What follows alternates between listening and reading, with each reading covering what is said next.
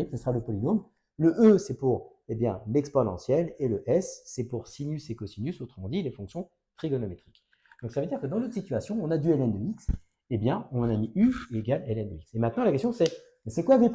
En fait, ici, V', c'est tout simplement, c'est comme si nous avions 1 multiplié, par ln de x. Donc, en fait, notre UV', c'est le C1. Pour avoir ici un produit. Donc, on a bien ici un U fois V', d'accord? Le U, c'est ln de x, mon V', c'est 1.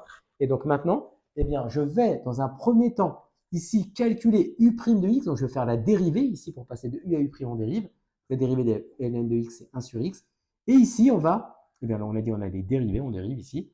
Et là, on va faire une primitive, d'accord? Pour passer de V' à V, on va faire une primitive. U, on a dit une primitive, donc on n'aura pas besoin de mettre le cas. Donc, une primitive de 1, c'est tout simplement x. Donc, maintenant, je vais pouvoir appliquer la formule, c'est-à-dire que ici, grand A, c'est entre crochets U fois V. Donc, U fois V. Donc, j'ai juste à recopier, ça nous fait x ln de x. Les bornes ici, c'est 2 et 1, moins l'intégrale, d'accord?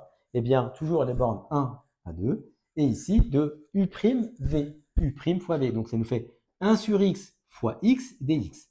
Or, ici, 1 sur x fois x, il faut absolument simplifier. Simplifiez votre expression. Ne faites pas l'erreur de faire une primitive de lui fois une primitive de lui. Ça n'a pas de sens. On va simplifier. Mais 1 sur x, d'accord, fois x, ça va faire 1. Parce qu'en fait, c'est comme si ici, c'est d'accord, je simplifie par x. Donc, il va nous rester, A, x et ln de x, on le calculera par la suite, entre crochets, d'accord, les bornes 2 et 1, moins ici, moins l'intégrale de 1 à 2, ici, c'est 1 dx.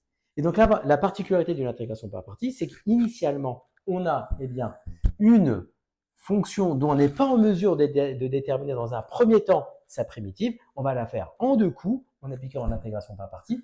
Et ici, on apparaît une nouvelle intégrale, mais la particularité souvent de cette intégrale, normalement, c'est d'être en mesure d'être calculée. Parce que nous êtes aussi, on est maintenant capable de donner une primitive de x, on est d'accord? On est capable de donner une primitive de 1. Et donc, en fait, ici, une primitive de 1, c'est x. Donc, ça va nous faire ici, entre crochets A, x ln de x entre 2 et 1, moins, entre crochets, x 2 et 1.